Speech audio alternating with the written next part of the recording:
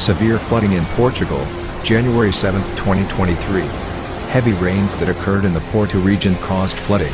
According to local media, flooding at Bento Station in Porto disrupted metro circulation between Trindade and Jardim stations in Gaia.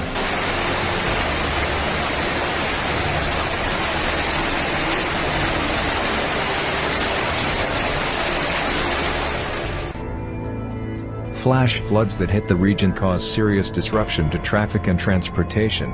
The city of Porto reported today less than 2 hours, 150 requests for assistance due to flooding, especially in the city center.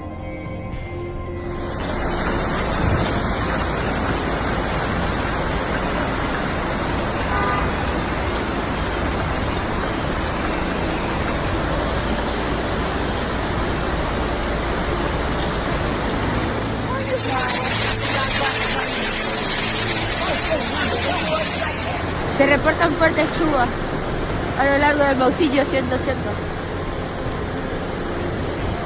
Bueno, ustedes, Florencia.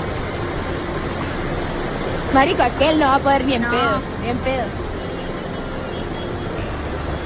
Mira.